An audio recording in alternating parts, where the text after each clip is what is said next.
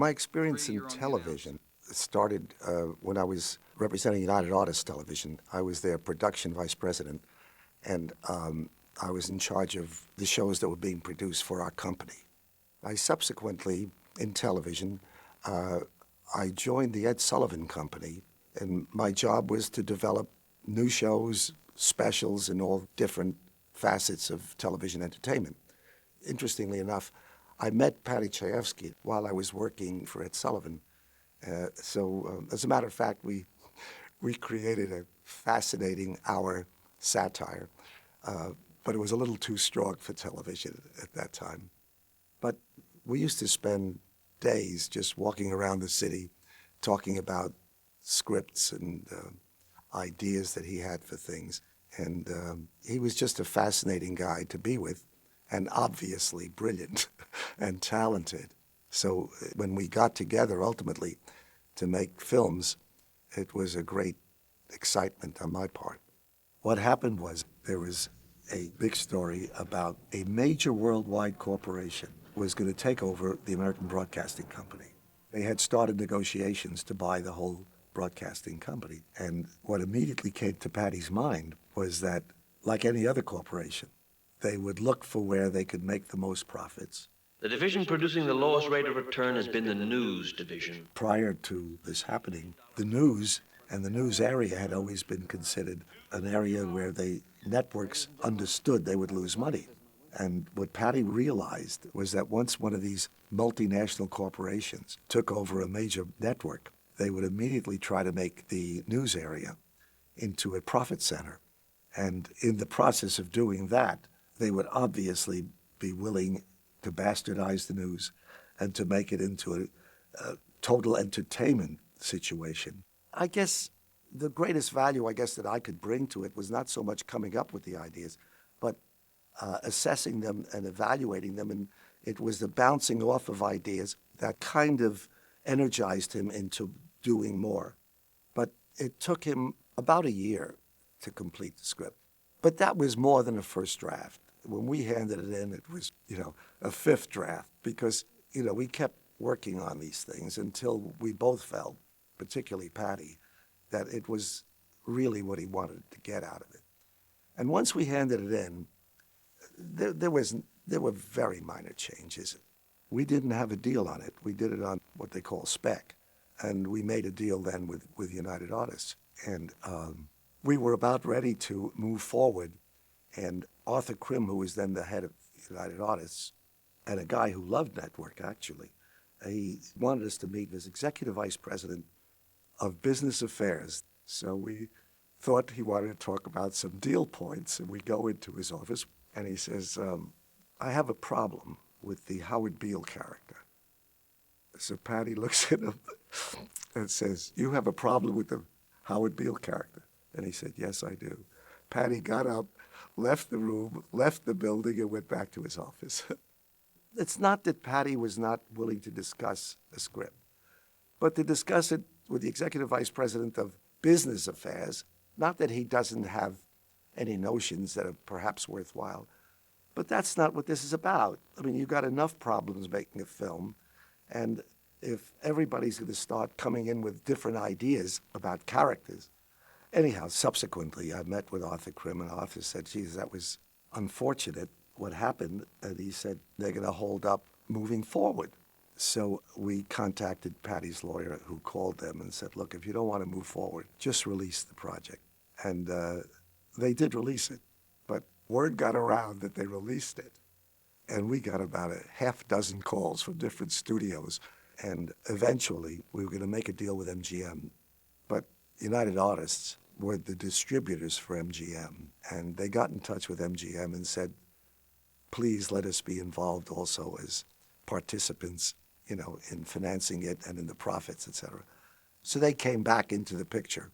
But one of the misconceptions that a lot of people have about Paddy is that he was very difficult with his own works, and it was very difficult to get him to change things or to listen to other people's opinions. That's not true at all. Paddy was always open to ideas, and he was willing to work with the people who were involved in the production. We had called Sidney because Paddy had worked with him on television. Television was where I began directing, actually. I had a dear friend then, Yul Brynner, who, this is before he did King and I, and he began working at CBS, and he called me one day and he said, Sidney, they're crazy down here. Nobody knows what they're doing. Come along. And I went down, and a wonderful guy by the name of Charlie Underhill was in charge of hiring for CBS then. And I was hired like that and became Yul's assistant. And then when Yul left to do King and I took over his show, a silly melodrama, but pretty good show called Danger. And when I was doing Danger, Paddy Chayefsky did his first script, his first television script he sold to us on Danger. But we saw each other over the years, just around, and always liked each other. He was one of the funniest men who ever lived, kind of wonderful, bitter, wild humor about him. And 2.5 years before we did the movie, he called me and he said, Sidney, you want to do a movie about television? Look at the reality shows that are on now. I mean, he talked about that, turn that shitbox off, that was his whole thing.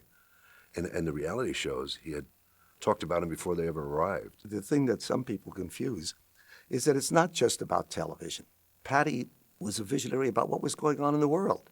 I mean, he predicted in network the globalization of the world. The beauty of what Paddy did is that he understood what this business was about. It's an entertainment that we got to do. No matter what we want to say, no matter how we want to say it, if you don't entertain, you're not going to be successful. Network had a very tough casting problem because, first of all, I needed brilliant actors. And then also I needed actors that, could be funny without having to be funny, who understood the nature of comedy, which is that it has to look like it's perfectly natural, but it's not perfectly natural. It's a very tough, hard line to follow. The three of us would discuss the casting, and in particularly the lead, Howard Beale, needing the qualities that are not so common in many actors. And we spent a lot of time on that part. In fact, we had to just put off production to get somebody we were happy with. I loved his work. I knew his work very well. I had seen him in London on the stage, as well as movies. But I was afraid of the accent, because he was British. So we had made an inquiry to his agent. The agent knew that it was a great part and read the script. And one day, Peter Finch called, and he said if we would be good enough to send him a tape of Walter Cronkite or John Chancellor or any one of the evening anchors, he would send us back a tape in 2 weeks with a perfect accent. Bill Holden, always to me, had a real sense of sadness in the face. And we have a saying among ourselves that you cast for the third act. You cast for what the character finally winds up as being. And the third act of Bill's character is a guy who's lost. We wanted somebody, who could have an affair with Faye Dunaway, and you would believe it, and yet had the size and the gravitas, so to speak, of someone who would be a network official in charge of news. The first thing about that character that Faye Dunaway plays is that she had to be beautiful. Very important. She's this seductress, after all. Secondly, it had to be an actress who didn't want to be loved, who didn't get up on the screen and want to be loved. And it was interesting because Faye is the only one I wanted to talk to before we hired her, because I just wanted to make sure about that. I didn't know her personally, but I knew from her work that she was very selfless and devoted, and she had read the script, gotten back to us immediately. Yes, she wanted to do it. This was something that was around. It was something that, it was such an original piece of material that, the powers that be didn't quite know what to make of it, and I never will forget looking at the pages, and there were speeches like that. And everybody was very nervous about this. I went up to her apartment. She was living on Central Park West. And the elevator opened into the apartment. And as I was coming out of the elevator, she was sitting there looking so beautiful. And before she said a word, I said, Faye, I know the first question you're going to ask me. You're going to ask me, where's her vulnerability? And I'm telling you here and now, she has none. And if you try to sneak it in, I'll cut it out in the cutting room. he didn't fall into that trap where we say, oh, here's this character, now let's try to explain her. And say, oh, well, this is why she's like she is, you know. You don't do that. This is who she is. And then it's up to me and the writer to somehow create some moment somewhere in there that you have a sense of what she's paying for. But that's the most one should ever do, I think. You know, you can't explain a character. It was something that wasn't easy to say yes to. And I was advised by all my friends and people who cared about me not to do it. Because, you know, she didn't have a soul. She was a TV baby, which meant that there was a kind of vacantness behind those eyes. And people were afraid that I would be thought of in that way. But it was something that I could not do because I thought if I can infuse the performance with some sense of what she's paying for this life, of what kind of poignancy. And I think I did. I think there was something there that you felt, you couldn't put your finger on it maybe, but you felt for this character. It's probably in the writing. Duval was a last-minute idea. Never felt right about with anyone else. That was my crazy idea. I didn't know why I thought of him for it. Because you don't think of Robert Duvall and a character that wears a tuxedo. And Paddy thought for a moment, he said, yeah, he could be Southern, because, you know, Bob still has a little bit of that in his speech. And again, an immediate response. We're two of a kind, I think. He understands exactly what I'm saying, and I know exactly what to say to him that will make him go for the idea.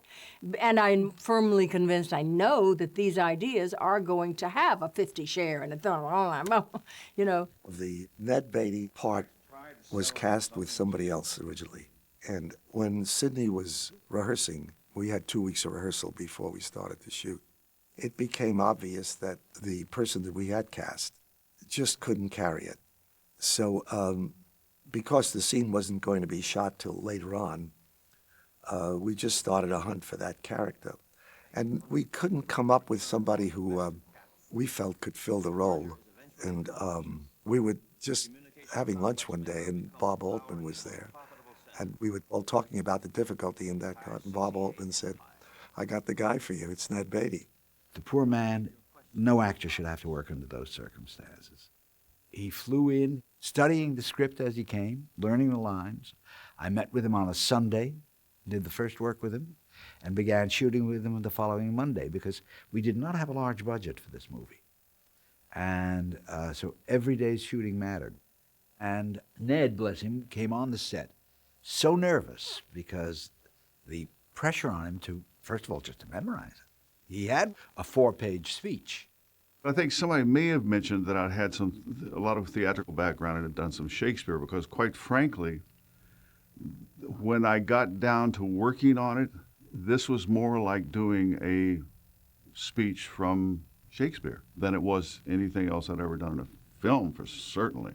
He was a great joy. And he got an Academy Award nomination for that part. And it's just one big scene, really. And interestingly enough, too, the scene about the breakup of the marriage, that was the only scene that Beatrice Straight had, aside from a couple of just pass-throughs. And she won the Academy Award for that scene. And she was up against some very well-known and very terrific actresses. I played Mary Ann Gifford in the movie, and it was kind of modeled after the Patty Hearst heiress kidnapped by the Symbionese Liberation Army. Only in this case, it was the Ecumenical Liberation Army. And it was an incredible opportunity for me because I was just starting out as an actress. And to be in a movie directed by Sidney Lumet and written by Paddy Chayefsky, and a major, major movie, even though it was quite a small part, was phenomenal. The part of Peter Finch was complicated by the fact that there's a madness in him, and writing that part and keeping it real, we really pushed it. And that, incidentally, was obviously also part of the reason that casting that part was so difficult, because the reality has to be there. I mean, if the guy is completely mad, you'd lose that sense of reality. And the scene where he does shout, I'm mad as hell, there is both the reality of his passion, which you have to feel, because he did feel that deeply, the Howard Beale character. Finch, he is just so nutty and so dignified within that kind of madness that he went to, and he created an indelible character with those people opening the windows and shouting, "I'm mad as hell and I'm not going to take it anymore." I mean, it's great. When Peter Finch did the Mad as Hell soliloquy, the first take was absolutely magnificent. And I said to the crew, "Don't cut. Peter, sit down again. I want to go from the beginning without a break, because I really wanted him in such a state of madness that where he left off is where I wanted him to begin." And he was very thrown by that, because he had poured everything he could into the take. But he went back, he started again, and he got halfway through again. And then he stopped. He said, "Sidney, I can't anymore." He said, I'm so exhausted, I can't." I said, "Peter, no problem. The first take was brilliant." And so that's what's in the movie. Sidney originally thought that it might be fun to do it with people screaming out their cars and people walking down the street and just every different kind of way.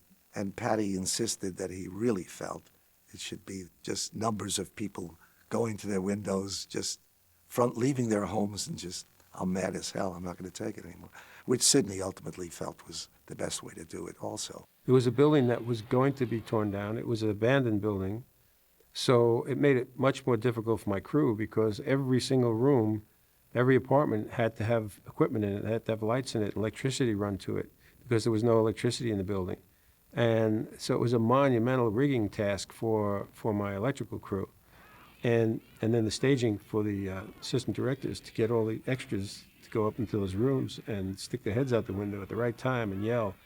And then for us to cover them, we covered them from all over. We covered them from the ground. We covered them from a balcony across the street, all different angles. And also we had to use lightning machines and rain effects, and it was huge. That scene and the power of the people was a very powerful image, and something that, as I was still pretty rebellious, and that whole kind of youthful charge of, you're taking our country and wrecking it, I'm not going to sit here for it, was very powerful. And it gave me a sense of, if enough people get mad enough, things will change. The catchphrase was, "I'm mad as hell and I won't take it anymore." I remember at the time the movie opened, there were T-shirts all over town, and various products had them on bags, so the picture benefited a great deal in publicity by that.